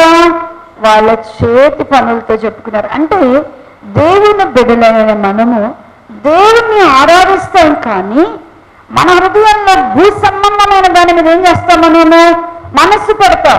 భూ సంబంధమైన దాని మీద మనస్సు అంటే మనం ఏం చేస్తామంట? కడుపునే ఏమనుకుంటామంట? మా కడుపే మాకు దేవుడు అంటామంట, మా చేతి పనియే మా దేవుడు అంటారంట, మా బలమే మాకు దేవుడు. ఇక్కడ ఇది ఎక్కడుంది? మా బలమే మాకు దేవుడని చెప్పనమ్మా. మా బలమే మాకు దేవుడు అని ఎక్కడుంది? హబక్కు గ్రంథము 1వ అధ్యాయంలో 11వ వచన భాగం. తమ బలమునే తమకు దేవతగా భావించుడు. బలము కొంతమంది ఏం దేన్ని అనుకున్నారంట? బలమనే దేవుడు అనుకుంటున్నారంట. అంటే ప్రియులారా, మనము భూ సంబంధమైన దాని మీద మనసు పెడుతున్నాము అంటే దేని మీద? భూ సంబంధమైనది. భూ సంబంధం దేన్ని అనుకుంటాడు? యేసుక్రీస్తు ప్రభువారు ఒక ధనవంతుడి గురించి మాట్లాడుతున్నాడు. ఆ ధనవంతుడికి విస్తారంగా పంట పండినప్పుడు, మరి అతడు సమృద్ధిగా కొట్లు ధాన్యం ద్రాక్షారసలతో నింపుకున్నప్పుడు అతడు తన ప్రాణంతో చెప్పుకున్నాడంట, నా ప్రాణమా తినుము త్రాగుము సుఖించుము. తన ప్రాణంతో ఏం చెప్తున్నాడంట? నా ప్రాణమా నువ్వేం చేయాలంట? ఇక నీకేం కావాలో? తినడం ముఖ్యం నీకు. రెండోది ఏం కావాలో? నీకు నా ప్రాణమా నీకేం కావాలో? సుఖించుము, తినుము త్రాగుము సుఖించుము అంటుంటే దేవుడంట రాత్రి సమయంలో నేను మాట్లాడుతున్నానంట, వెర్రోడా ఇప్పుడు నీ ప్రాణం తీసుకుంటా, నువ్వేం తింటావు, నువ్వేం సంపాదించిందంటే ఏం త్రాగుతావు, ఏం అనుభవిస్తావు? దేవుని పిల్లలమైనటువంటి మనము ఎప్పుడు కూడా రేపటి గురించి మనకేం ఉండకూడదు అంటే అండి, మనకి చింత ఏంటి? రేపటిని గూర్చే చింత. రేపటిని గూర్చి చింతించే వాళ్ళంతా కూడా భూ సంబంధమైన దాని మీద మనసు. రేపటి గూర్చి చిందంటే అంటే ఇప్పుడు బలంగా ఉండాలి, బలాన్ని గురించి భయపడేవాళ్ళు, ఆహారాన్ని గురించి భయపడేవాళ్ళు, మరి వస్త్రాన్ని గురించి భయపడేవారు, చేతి పనిని గురించి భయపడేవాళ్ళు. కొంతమందికి ఏం ముఖ్యం అంటండి? వాళ్ళ చేతి పని అంటే ఏంటి? అమ్మో నాకు పని పోయింది, నాకు పని లేదు, పని చేసుకోవాలి, ఉద్యోగం చేయాలి, సంపాదించాలి, నాకు డబ్బులు కావాలి. ఎవరి విశ్వాసం కూడా ఏముండదు అంటే కనుక నేను ఆకాశ పక్షుల కంటే శ్రేష్ఠురాలను. ఆకాశంలో ఉన్న పక్షుల్ని పోషించే దేవుడు నన్ను పోషిస్తాడు. ఎంతమందికి నమ్మకం ఉన్నది? నన్ను పోషిస్తాడని దేవుడు ఎంతమందికి నమ్మకం ఉంది? మనకి నమ్మకం ఉండాల. ఖచ్చితంగా నమ్మకం ఉంది కదా అని, నమ్మకం ఉంది కదా దేవుడు పోషిస్తాడు కదా అని చెప్పేసేసి దేవుని పని చేయకుండా, దేవుని సన్నిధులు లేకుండా ఓడి ఇంట్లో కూర్చొని వస్తాడు దేవుడు? ఎవరికి ఆహారం ఎవరికి పంపించారు? దేవుడు ఆహారం ఎవరి కొరకు పంపిస్తున్నాడు అంటున్నాడు కదా. ఆహారం దేవుని చిత్తానికి ఎవరు లోపడతారా? వాళ్ళకి యెహోవా యందు భయభక్తులు కలిగే వారికి తప్పకేం దొరికిద్దంట? ఆహారం. అందరికి ఆహారం ఉందా? దేవుడు ఎవరికి ఆహారాన్ని నీళ్ళు సిద్ధపరిచాడు? బైబిల్లో ఎక్కడైనా చదవండి, ఆహారం నీళ్లు దేవుడు ఎవరికి సిద్ధపరిచాడు అంటే, ఎవరైతే దేవుని యందు భయభక్తులు కలిగి ఆయన చిత్తం చేస్తున్నారో వాళ్ళ కొరకు దేవుడు ఏం చేస్తాడు? ఆహారాన్ని సిద్ధపరుస్తాడు. ఇప్పుడు ఏలియా గారికి దేవుడు కాకోల చేత ఆహారాన్ని పంపించాడు. దేవదూతలు వచ్చి రొట్టెలు కాల్చి ఇచ్చారు, నీళ్లు తిత్తినిచ్చారు. ఇవన్నీ కూడా ఎలీషా గారికి దేవుడు ఎంత సహాయం చేశాడు అంటే, ఆయనకి ఎట్లాంటి సహాయం వచ్చింది? ఏలియా గారికి ఒకసారి విధవరాల చేత కరువు కాలం అంతట్లో కూడా ఏం చేయబడ్డాడు?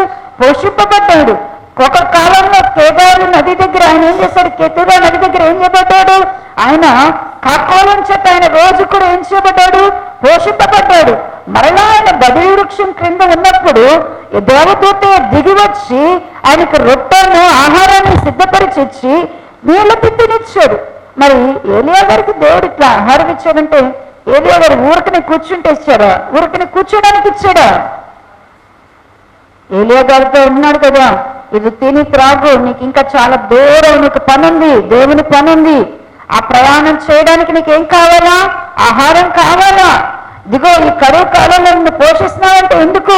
ప్రార్థన చేయడానికి, మొర్రపెట్టడానికి, సంఘాన్ని బలపరచడానికి, దేవుని ప్రజలను బలపరచడానికి, విశ్వాసాన్ని వృద్ధిపరచడానికి, దేవుని కొరకు వాడబడడానికి దేవుడు ఏలియా గారిని పోషించాడు, సంరక్షించాడు. ఈ రోజున ప్రియులారా, దేవుడు ఆకాశ పక్షుల కంటే మనము శ్రేష్ఠులు మన దేవుడు మనకి చెప్పాడు. మనకు కూడా ఆయన ఆహారం ఇవ్వాలి, ఆయన పోషించాలి అంటే ఖచ్చితంగా ఈ రోజు ప్రభు కొరకు నువ్వు ఏం చేసావనేది కూడా ఏం చేయాలా? మనం తలంచుకోవాలా. అలా మనం విశ్వాసం కలిగి దేవుని పని మనం చేస్తే, దేవుని కొరకు మనము గనక మనము పని చేస్తూ ఉంటే మన ఆహారాన్ని ఎవరు చేయగలరు? మనకి ఆహారాన్ని ఎవరు ఇవ్వగలరు? దేవుడు ఇవ్వగలరు. దేవుని కొరకు మన పనులను నిర్లక్ష్య పెడితే, దేవుని ప్రతిష్టలో ఉన్నాం, ఉపవాసంలో ఉన్నాం. మనము కనుక నేను ఉపవాసం ఉన్నాను, ప్రార్థన చేస్తున్నాను కాబట్టి నా పనిని కనుక నేను చేయకపోతే అనుకుని వెళ్ళిపోకూడదు. నీవు నా పనిని దేవుడు చూస్తాడు, నాకు సఫలతను ప్రభు ఇస్తాడు.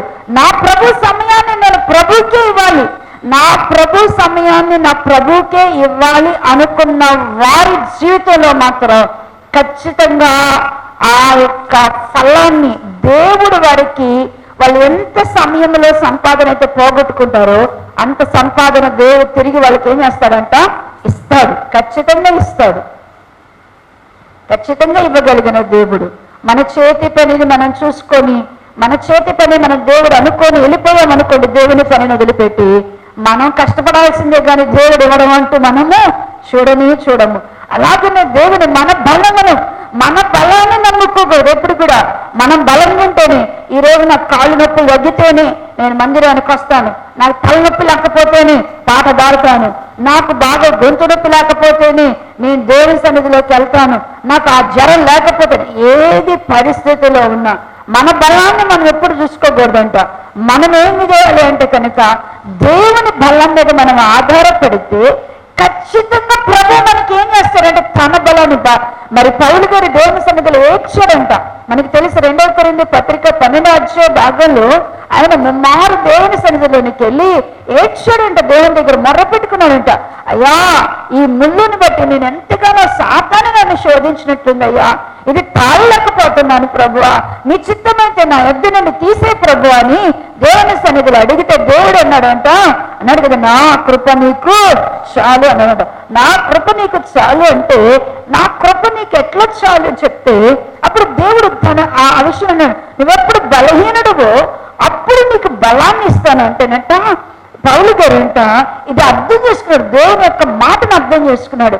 తను ఎప్పుడైతే బలహీనంగా అనిపించిద్దో, తన శరీరము బలహీనంగా అనిపించిద్దో, తన కాలు నొప్పి ఎక్కువైద్దో, అప్పుడు వెంటనేనంట ఒక మీటింగ్ పెట్టేస్తాడంట. ఇక నొప్పి తట్టుకోలేకపోతే ఏం చేస్తాడు అంటేనంట, ఇక తట్టుకోలేని బాగా అనుకున్నాను అంటే ఖచ్చితంగా ఏం చేసేస్తాడంటేనంట, ఏదో ఒక ఊర్లోకి వెళ్ళి మీటింగ్ పెట్టేస్తాడంట.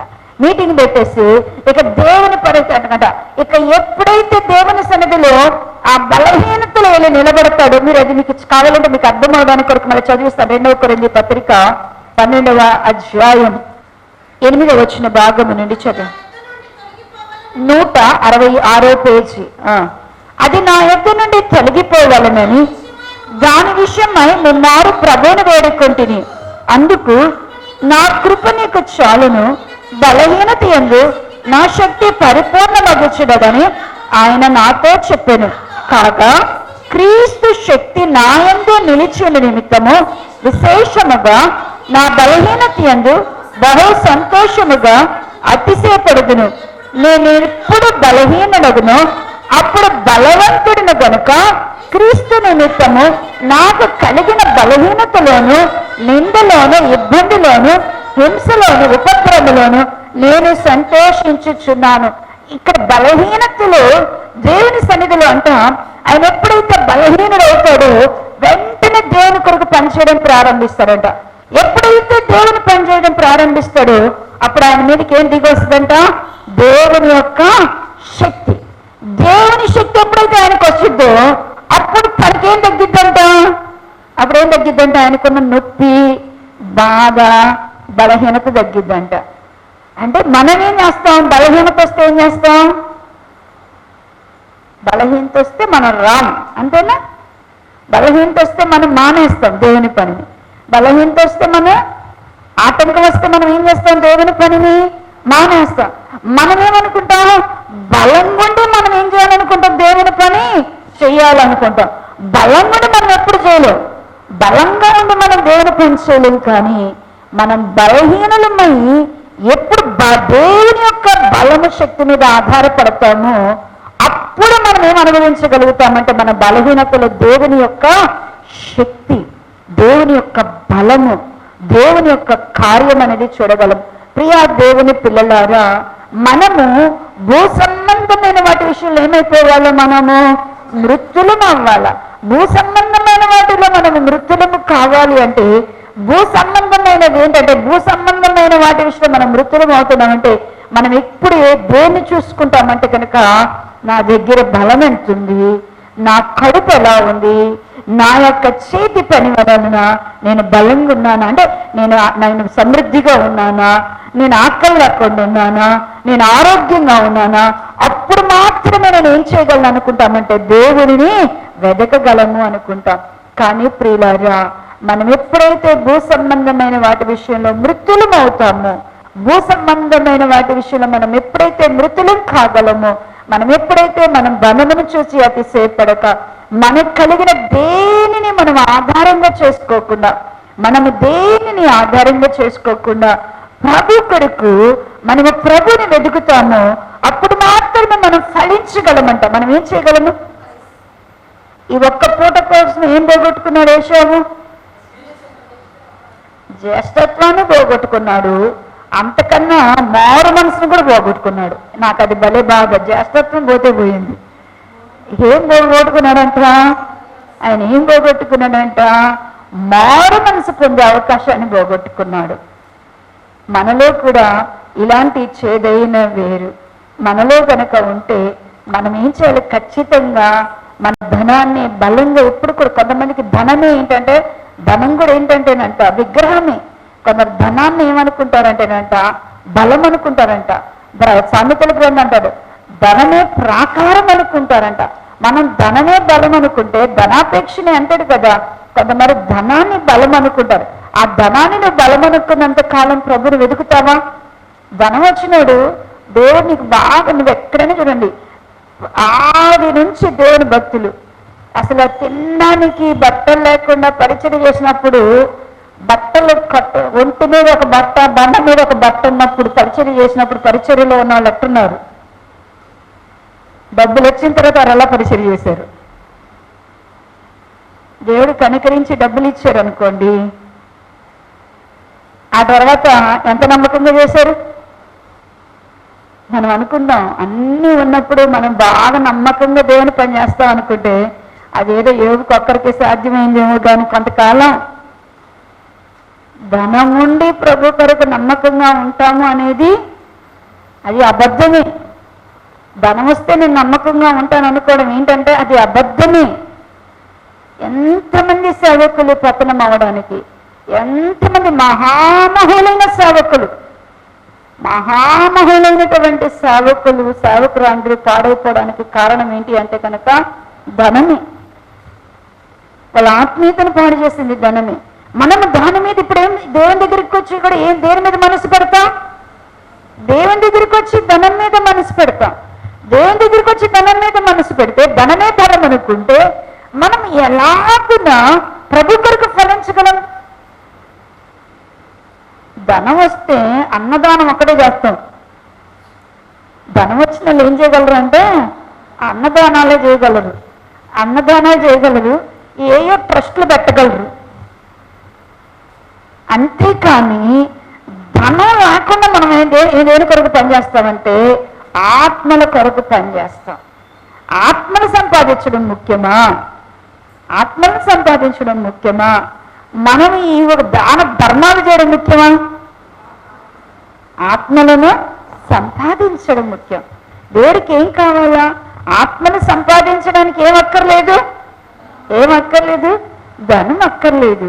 ధనము వలన ఒక వ్యక్తి ఆత్మీయంగా ఉంటాడు అనేది ఎందుకని అంటాడు, ఏ మానవుడు కూడా ధనానికి దేవుడికి ఏం కాలేరంట, సిరికి దేవునికి.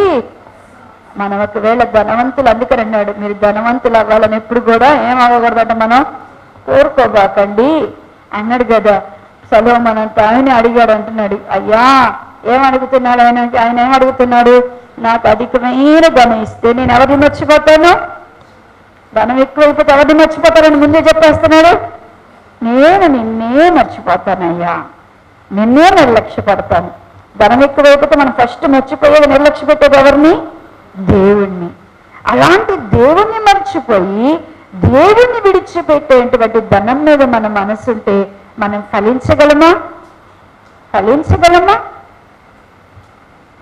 ఫలించాలి అంటే భూ సంబంధమైన వాటి మీద మనకేముండకూడదు, మనస్సు ఉండకూడదు. భూ సంబంధమైన ఏంటి?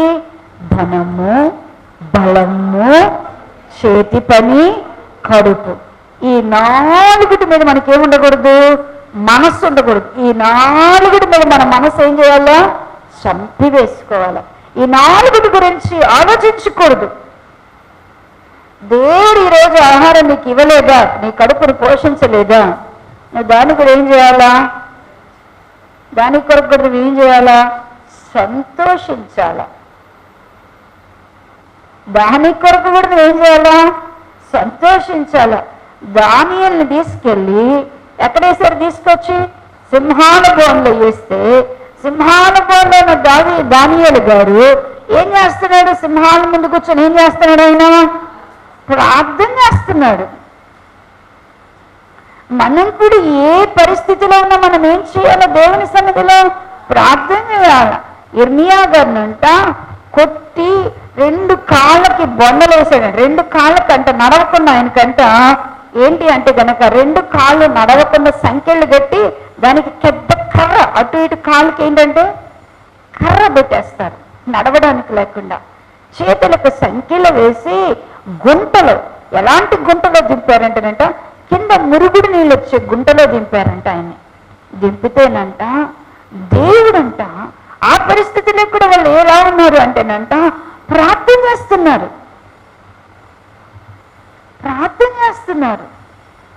దేవుని పిల్లలారా, మనము దేవుని పిల్లలము, మనం దేవుని చేత ఏర్పరచబడినాం. మనం దేని కొరకు దిగులు పడుతుంటున్నాం? నువ్వు దేని కొరకు జరుగుతున్నావు? నీ ఇంట్లో 100 రూపాయలు రాకపోతే నీకేమొచ్చేసిద్ది? జ్వరం వచ్చేసిద్ది. అంతేనా? డబ్బులు లేకపోతే మనుషులు ఏమైపోతున్నారు ఇప్పుడు? ఇంట్లో డబ్బులు లేకపోతే, బ్యాంకులో డబ్బులు లేకపోతే, జేబులో డబ్బులు లేకపోతే ఏమైపోతారంటే టెన్షన్లు వచ్చేస్తున్నాయి. డబ్బు మీద మనసొద్దు, బలం మీద మనసొద్దు. నీ బలం నీది కాదు. నువ్వు బలహీనురాలైనా నేను ప్రభు కొరకు ఏర్పరచబడిన వ్యక్తిని అనుకోవాలా. నీ చేతి పని కాదు నిన్ను పోషించేది. నేను ఎవరు పోషించాలా? దేవుడే నిన్ను పోషించాలనుకోవాలా. నీవు దేనిని ఎప్పుడైతే నీ కడుపును ఎప్పుడు చూసుకోబాక. నీ కడుపును ఎవరు తృప్తిపరచాలా? నీ కడుపును ఎవరు తృప్తిపరచాలా? అసలు విశ్వాసంతో మనం ఉపవాసం ఉంటామా? నడుడు రొట్టె వలన కాదు దేవుని మాట వలన జీవించడానికి విశ్వాసంతో ఉంటామా? నా కడుపులో నుండి జీవ నదులు పారుతాయని విశ్వాసంతో ఉంటామా? ఉపవాసం విశ్వాసంతో ఉండాలి. ఉపవాసం ఉన్నామా అంటే ఎలా విశ్వాసంతో ఉండాలా? నా కడుపులో నుండి ఏం పారుతుంటాయి? మనకేమో వాక్యానికి ముందు ఒక గ్లాసు గుటకు, పాటకు ముందు ఒక గ్లాసు, పాట తర్వాత ఒక గ్లాసు, ప్రార్థన అయినాక చెంబులు ఏమవుతాం? తాగే పనిలోనే ఉంటాం. ఎందుకు? గట్టిగా మిమ్మల్ని మీరు చూసుకోండి. గట్టిగా నోరు తెరిచి ఒక పాట పాడారంటే తర్వాత మీరు వాటర్ బాటిల్ కోసం ఎత్తుక్కోకపోతే చూసుకోండి. గట్టిగా చప్పట్లు పెట్టి నిలబడ్డారు అంటే ఆ పాట అయిపోయేసరికి మీరు ముందు ఎవరికి పోవాలి? పంపు దగ్గర పోవాల్సింది. ఎవరి దగ్గర బాటిల్ అంటే ఏంటి? మన కడుపులో నుంచి ఏం పారాలా? జీవ నదులు పారాలా? జీవ జలపు బుగ్గ అంటున్నారు. ఆ బుగ్గ మన నోట్లో ఊరాలి కదా. ఎందుకు ఊరటలేదు? మనకేముండదు? విశ్వాసంతో చేయట్లే మనం పని. నరుడు రొట్టె వలన కాదు, దేవుని నుండి నోట నుండి వచ్చేటువంటి మాట. ఆ మాట నాలో ఉంటే, నీ దేవుని మాట నీలో ఉంటే, ఖచ్చితంగా దేవుని మాట నీలో ఉంటే నీకు ఆకలి మాత్రం ఏముండదు, వేయదు. నీకు నీరసం అనేది మాత్రం రాదు. ఇది గ్యారంటీగా చెబుతా. దేవుని మాట నీ హృదయంలో పని చేస్తుంది అంటే ఖచ్చితంగా నీకు నిద్ర రాదు, ఆకలేదు. దేవుని మాట మన హృదయంలో లేకపోతే మనకి వెంటనే ఏమొచ్చేస్తాయి అంటే నిద్ర వచ్చింది, ఆకలి వచ్చింది. భూ సంబంధమైన దాని మీద మనసు పెట్టే ఎవరు కూడా దేవుని కొరకు ఏం చేయలేరు, ఫలించలేరు. నాలుగవదిగా ఈ లోక సంబంధమైన కూడా కొలసీ పత్రిక 2వ అధ్యాయము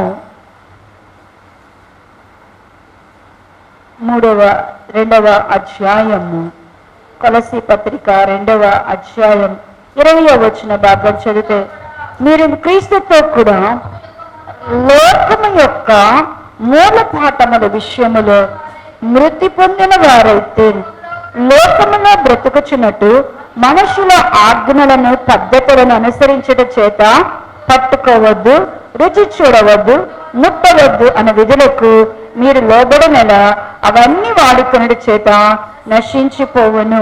లోకము యొక్క మూలపాఠం అంటే ఫుట్ నోట్లు అంటున్నాడు కదా. లోకం యొక్క మూలపాఠం అంటే ఏం రాశారు? ఏం రాశారమ్మా? దాని అర్థం ఏమి రాశారు? లోకం యొక్క మూలపాఠాలు అంటే చదవనికి అది లోకం క్రీస్తుతో కూడా లోకం యొక్క అంటే భూతములు అంటే భూతాలు నేర్పిస్తాయంట. భూతాలు కూడా బోధిస్తాయంట. ఏం బోధిస్తాయి అంటేనంట, భూతాలు మనకంటే అన్నాడు కదా. అందుకని అంటాడు రోమాపత్రిక 12వ అధ్యాయ భాగంలో అంటాడు, మీరు ఈ లోక మర్యాదలను అనుసరింపవద్దు. దేవుని పిల్లలు ఏమనుసరింపకూడదంట? ఈ లోకం యొక్క మూలపాఠాలు, ఈ లోకం యొక్క మర్యాదలను మనం ఏం చేయకూడదంట అండి, అనుసరింపకూడదంట. సాతానుడు దేవుడు ఏం చెప్పాడో దానికి విరుద్ధమైన తీసుకొచ్చి పెడతాడు. లోకం యొక్క మూలపాఠం అంటే అది బోధల బోధ అంతే కదా. దేవుడేమో తండ్రి లేని వారిని విధవరాల పక్షంగా నేనుంటానంటాడు. తండ్రి లేని వారి విధవరాల పక్షంగా నేనేమంటాడు, నేనుంటాను అంటాడు. మన ఇంట్లో ఏదైనా ఫంక్షన్లో మనకు అసలు విధవరాలు ఎవరు ఉండకూడదు? మన శుభకార్యాలు ఎవరు ఉండకూడదు? ఎవరి చేత చేయించాం మనం? అస్సలు విధవరాళ్ళు మనకేం రాకూడదు, దగ్గరే ఉండకూడదు అసలు ఆ పరిసరాల్లో. అంటే దేవుడేమన్నాడు, నేను తండ్రి లేని వారి విధవరాల పక్షంగా నేను వాళ్ళ దగ్గర ఉంటానంటే మనకు వాళ్ళు మాత్రం మన దగ్గర ఉండదు. అంటే మనం ఎవరి మాట వింటున్నాం? భూతాలు చెప్పిన ఎన్ని దేవునికి విరోధంగా ఏం చెప్తాయి?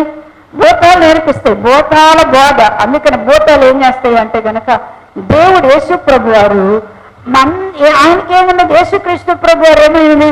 కుష్ఠరోగులు ఆయన దగ్గరికి వచ్చినప్పుడు, దీనులు, దరిద్రులు, బలహీనలు ఆయన దగ్గరికి వచ్చినప్పుడు ఆయన ఏం చేశాడు? వాళ్ళని ముట్టి ఏం చేశారు? స్వస్థపరిచారు. ఆయన ఉమ్ము రాసి ఆయన ఏం చేశారు? వాళ్ళని స్వస్థపరిచారు. ఆయన ముట్టుకున్నారు, వాళ్ళని అడుక్కునేవాళ్ళు. అంతే కదా, భిక్షాటకులే కదా. యేసు ప్రభు అని దావీదు కుమారుడే, ఆయన మమ్మల్ని కరుణించమని అరిసింది ఎవరు? గుడ్డివారు. వాళ్ళు గుడ్డివారు ఏంటి? వాళ్ళు ఏం చేస్తున్నారు ఆ ప్రాంతంలో? వాళ్ళు ఎవరు? భిక్షాటకులు. భిక్షాటకులు అంటే మన భాషలో ఏమండి? భిక్షాటకులు అంటే ఎవరు? అడుక్కునేవాళ్ళు. మనమైతే అడుక్కునే వాళ్ళ దగ్గర పోయి బుగ్గ పట్టుకుంటాము. అంటే మనలో ఏముంటుంది లోపల? మనలో అంటూ, మనలో చేదర, మనలో ఉంటాయి. ఇవన్నీ ఎవరు నేర్పిస్తారంట? భూతాలు, లోకం యొక్క. అందుకని అంటాడు, ఈ లోక మర్యాదలు మనం ఎప్పుడైతే అనుసరించడం మానేస్తామో, మనలో ఎప్పుడైతే అంటులు, చేదరులు, మనలో ఎప్పుడు అంటులు, చేదరులు ఉన్న వాళ్ళకి ఏం చేస్తారంటే కనుక ఇతరులను తృణీకరిస్తారు. మనం ఇతరులను ఒకరు తృణీకరించాము అంటే కారణం ఏంటంటే లోపల మనకి ఏమన్నది? భూతాల బోధ ఉంది. భూతాల బోధ ఉన్న వాళ్ళు ఏం చేస్తారంటే కనుక వీళ్ళకి ఏముంటుందంట? వాళ్ళ అంటులు ఉంటాయి. అదిగో ఆ కులం వాళ్ళ దగ్గర మీరు తింటారా? ఆ కులం వాళ్ళు పెట్టి నీ తింటారా? ఆ మతం వాళ్ళు పెట్టి నీ తింటారా? వాళ్ళు అంటున్నాను, వాళ్ళు ముట్టుకున్నావా? వాళ్ళు ముట్టుకున్నావు, నువ్వు పోయి స్నానం చేసినప్పుడు నేను ఇంట్లోకి పోయి ఏం చేయాలా? శవాన్ని ముట్టుకొస్తే ఏం చేయాలా? స్నానం చెయ్యాలి. శవాల దగ్గరికి వెళ్ళొస్తే ఏం చేయాలా? స్నానం చెయ్యాలా? కాళ్ళు గడుక్కోవాలా? దేవుని పిల్లలైన వాళ్ళకి ఇన్ని అంటే ఇవన్నీ ఎక్కడున్నాయి? సాతానుడు ఏం చేస్తున్నాడు? దేవుని పిల్లలు అసలు చచ్చిపోయారు, వాళ్ళు చచ్చిపోయారు, ఆ ఆత్మలు వెళ్ళిపోతారు. అసలు వాళ్ళ గురించి ఆలోచించడం నీకెందుకు? ఆ చచ్చిపోయిన వాళ్ళ గురించి ఎందుకు నీకు? నువ్వు వెళ్ళావు, చూసావు, ప్రార్థన చేయ, వాళ్ళ ఆత్మ ఏం కావాలా? చచ్చిపోయిన వాళ్ళ దగ్గరికి వెళ్ళినప్పుడు నువ్వేం కోరుకోవాలా? నా వెనకరాని కోరుకొని వస్తావా? చెప్పండి, నా వెనకరాని కోరుకొస్తావా? ఈ నాతో కూడా వస్తాయి, నీ చచ్చిపోయిన వాళ్ళు మా ఇంటికి కూడా వస్తారని అనుకొని వస్తావా? అట్లా అనుకొని వస్తే నేను చేస్తాయి, నీ వెనక వస్తాయి. నువ్వు అక్కడ పోయి ఏం చేసి రావాలా? అవి నీ వెనక రాకూడదంటే ఏం చేసి రావాలా? చచ్చిపోయిన వాళ్ళు బలవన్మనం ఏ కాలం చదివినా వాళ్ళలో ఉన్నటువంటి ఆత్మ అక్కడక్కడ తిరిగిన అక్కడి నుంచి రాకుండా ఉండాలంటే ఏం చేయాలి? నువ్వు ఏం చేసిన వాళ్ళు ప్రార్థన ఏం ప్రార్థన చేసి రావాలా? ఏం చేయాలి? ప్రభువా, ఈ ఆత్మ రక్షింపబడాలి ప్రభువా. నీ దగ్గరికి ఎప్పుడు దురాత్మలు, చీకటి రాకుండా ఎప్పుడు వస్తుంది? ఆ చీకటిలో ఉన్న వారు కూడా, దేవా నీ చిత్తమైతే 7 ఏళ్ల శ్రమల్లో అయినా వీళ్ళు రక్షింపబడి వీళ్ళ ఆత్మలకి ఏమవ్వాలా? రక్షణ రావాలి. వీళ్ళు కూడా విశ్రాంతిలో ఉండేటట్లుగా. చాలా మంది క్రీస్తుని అడగకుండానే చనిపోతారు. చాలా మంది మరి బలవంతంగానే చనిపోయే వాళ్ళు ఉంటారు. చాలా మంది రకరకాల కారణాల చేత చనిపోయే వాళ్ళు ఉంటారు. ఆ చనిపోయిన వాళ్ళ దగ్గరికి వెళ్ళినప్పుడు కూడా నువ్వేం ప్రార్థన చేసి రావాలి అంటే గనక, ప్రభు ఏ విధం చేతన నీ ఆత్మకి ఏం కావాలా? రక్షణ కావాలా? ఇప్పుడు యుగమంది కానీ ప్రభు ఈ యుగంలో వాళ్ళు చనిపోయారు, కానీ వీళ్ళకి ఎప్పుడు ఒక అవకాశం ఉంది? 7 ఏళ్ల శ్రమల కాలం ఉన్నది. ఆ సమయంలో మరి ఏమన్నావా? నేను తెలుసుకుని వారు రక్షణ. అలా నువ్వు ప్రార్థన చేస్తే అప్పుడు ఆ దురాత్మ కదా, అమ్మ వద్దులేమ్మా, వీళ్ళు ఇక్కడ కూడా చచ్చిపోయినా కూడా ఏం చేస్తున్నారు నా కోసం? చచ్చిపోయినా కూడా నా కోసం ఏమని చేస్తున్నారు? నన్ను నా రక్షణ కొరకు ఏం చేస్తున్నారు? ప్రార్థన చేస్తున్నారు. మృతుల చెరలో ఉన్న ఆత్మల కొరకు వీళ్ళు ఏం చేస్తున్నారు? ప్రార్థన. మరి భారం లేదా మనకి? యేసుక్రీస్తు ప్రభు వారు చెరలో ఉన్న ఆత్మల దగ్గరికి కూడా ఏం చేశారంట? దిగంతాలకు వెళ్ళి చెరలో ఉన్న ఆత్మల దగ్గరికి కూడా వెళ్ళి ఆయన యందు నమ్మిక ఉంచినట్లు కొరకు బోధించి ప్రార్థించి చెరలో ఉన్న వారిని కొంతమందిని ఏం చేశారంట? తీసుకొని ఆయనతో పాటు పునరుద్ధరణుడు లేదు కదా. దేవుని పిల్లలమైనటువంటి మనం ఎలా ఉన్నామంటే లోకము యొక్క మూల పాఠాలు ఏంటి అంటే లోకం యొక్క మూలపడండి, చచ్చిపోయిన వాళ్ళ దగ్గరికి వచ్చారు, వాళ్ళు నీ అంటే వస్తారనగానే మనకు భయం. అందుకని ఏం చేయాలా, ఆడి మనకి ఆడ బట్టలు ఆ బట్టల మీద ఏదో ఉన్నట్టుగా, ఆ తలల మీద ఏదో ఉన్నట్టుగా, ఆ కాళ్ళ వెనకే ఉన్నట్టుగా, చెప్పులకే ఉన్నట్టుగా ముందుగా ఆడికి పరిగెత్తుతాం. బాత్రూంలోనికి వెళ్ళి ఆ బట్టలు కూడా తీసుకెళ్ళి దూరంగా ఆడో పెట్టేసేసి వేడి నీళ్ళు ఉతుకుతారు. అవి చచ్చిపోతాయేమని, కాంతేమని వేడి నీళ్ళని పడతారా? నువ్వు ప్రార్థన చేసి వచ్చావంటే నీ హృదయంలో మరణించిన వారి దగ్గరికి వెళ్ళినప్పుడు, నశించిపోతున్న వారి దగ్గరికి వెళ్ళినప్పుడు, బేదల దగ్గరికి వెళ్ళినప్పుడు, దరిద్రుల దగ్గరికి వెళ్ళినప్పుడు నువ్వు ఏం చూడాలా? ఒక అల్పులైన వారిని మనం పట్టుకుంటున్నామంటే వాళ్ళలో ఎవరు కనబడాలా నీకు? యేసుప్రభు వారు మత్తయి సువార్త 25వ అధ్యాయం, అల్పులైన నా సహోదరునికి నువ్వేం చేశావు? అల్పుడైన వారికి చేశావు. నువ్వు ఎవరికి చేసినట్టుగా? అక్కడ ఎవరు కనబడాలా మనకి? యేసుప్రభు వారు కనపడాల. కనపడితేనే మనం ఏం చేయగలమంట? ముట్టుకోగలం, తాకగలం, పెట్టగలం, పరిచర్య చేయగలం. మూల పాఠాలు మనలో చనిపోకుండా, మూల పాఠాలను మనం వదులుకోకుండా, మూల పాఠాలను మనం విడిచిపెట్టకుండా మనం క్రీస్తు కొరకు ఫలించాలి అనుకుంటే ఫలించలేదు. నాకు తెలియదు, కానీ నేను నేర్చుకున్న సత్యం, నేను నేర్చుకున్న దేవుడే నాకు నేర్పించారు. ఈ మందిరాన్ని కొత్తగా వచ్చినప్పుడు ఇక్కడ గురవై కాలనీ అని ఒకటి ఉండేది. గురవై కాలనీ అని గురవమ్మ వీళ్ళు వచ్చేవాళ్ళు. పాప జేసీ గారు నన్ను తీసుకెళ్ళింది, ఇక్కడికి వెళ్దామంటే మేము ఏదో ఆశతో ప్రాంతంకి వెళ్తే వాళ్ళు మరి ఒక కాలనీ అది అసలు భయంకరంగా, అక్కడ ఇళ్ళ ముందంతా పందులు అవి కట్టేసి ఉన్నాయి, పందులు అన్నీ కట్టేసి ఉన్నాయి. వెళ్తే పాపం మేము వచ్చామని చెప్పేసేసి ఆమె అన్నం పెట్టింది. అన్నం పెడతా కూర ఏం చేసింది అంటే కనుక వంకాయ ఏదో కూర చేసింది, చక్కగా టిఫిన్లో తీసుకొచ్చి చేత్తో ఇట తీసి ఇట పెట్టేసింది. పెట్టి ఇట్లనే చేత్తో తీసి అలా కూర ఎట్టేసింది. పెడితే ఆమె పెడుతుంటే నా హృదయంలో ఎంత కలవరం ఉందంటే లోపల ఎట్ట తినాలా అన్నప్పుడు, ఎట్ట తినాలా దీన్ని, అన్నం కూడా దొడ్డు అన్నం, అది దొడ్డు అన్నం, దొడ్డుగా ఉన్నాయి ఆ గింజలు కూడా, అది ఎట్లా తినాలి అనేది ఎంత నేను నా నోటికి ఏమొస్తుందంటే తినేసి వచ్చామని చెప్తే ఆమె పెట్టేసిన తర్వాత దేవుని ఆత్మ నాకు నేర్పిస్తుంది ఏంటంటే తిను దాన్ని, తిను, దేవుని ఆత్మ నన్ను తిను తిను అని నన్ను ప్రేరేపిస్తుంది. ప్రేరేపిస్తుంటే నా హృదయంలో కూడా నాకు అప్పుడు పెద్ద వాక్యాలు ఏంటంటే కానీ ప్రభా ఇట్లాంటివి నేను తినను ప్రభా, ఇలాంటివి నేను తినను ప్రభా అని లోపల అనుకుంటే, ప్రభు నాకు తెలియదు, నేను పరిచర్యకు వస్తానని నాకు తెలియదు, దేవుడు నాకు నేర్పిస్తున్నాడని నాకు తెలియదు, కానీ దేవుని ఆత్మ అంటున్నారు నీవు నా కుమార్తెవైతే ఆహారం తిను అన్నప్పుడు దేవుడు నాకు మొదట ఎవరు పెట్టినా తినడం అనేది అక్కడి నుంచి నాకు నేర్పించారు ప్రభువారు. ఎలా పెట్టినా తినడం అనేది. ఇంట్లో అయితే ఎన్ని వంకలన్న పడతా కానీ బయట పెట్టిన దానిలో ఏ వంక పెట్టనేడు దేవుడు. ఇక అప్పుడు తినప్పుడు, నేను తింటున్నప్పుడు నా నోటికి ఏమీ తెలియలేదు, దేవుని ప్రేమ మాత్రమే కనబడింది, ఆ రుచి ఏమీ తెలియలేదు. యేసుదా వచ్చి బయట పెద్ద వాంతి చేసింది, పెద్ద వాంతి చేసి అబ్బా ఏమనుకోబాకే అని నన్ను అంటుంది. నా ఫ్రెండ్ కదా ఏమనుకోబాకే అంటే, నువ్వు ఎట్టి విడుచుకున్నావు అంటే అప్పుడు దేవుడు నాకు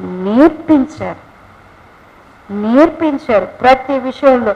అంటులు ముట్టకూడదు, కులాన్ని బట్టి మాట్లాడడం, తక్కువ కులం, హెచ్చు కులం, గొప్ప కులం, తక్కువ కులం, ఇది అది అని మాట్లాడడం, అలా వేరు చేయడం అనేది క్రీస్తుని, ఇది దేవుడు మనలో నేర్పించాల్సిన విషయం, నేర్చుకోవాల్సిన విషయం.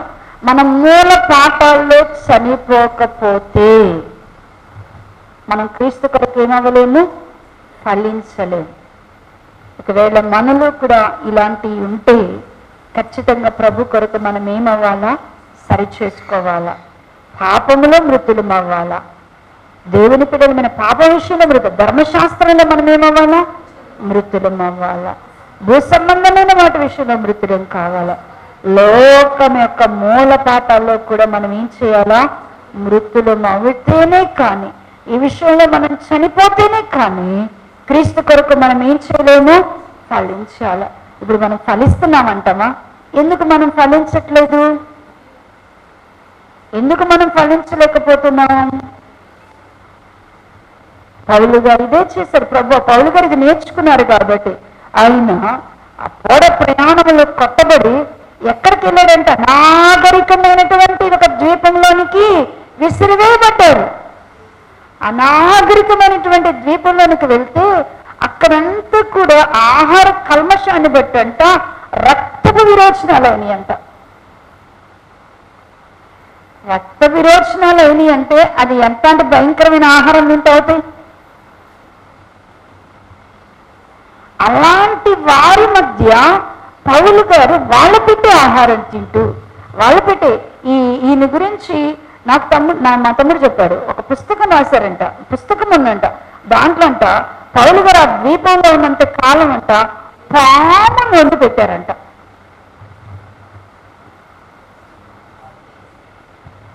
పాములో ఉన్న వాటిని తీసి వండి పెట్టేవాళ్ళంట. కుక్కల మాంసం పెట్టేవాళ్ళంట. కుక్కల మాంసం. మనమేమనుకుంటాం? మనమేమో నిష్ఠా గరిష్ఠులం అనుకుంటాం.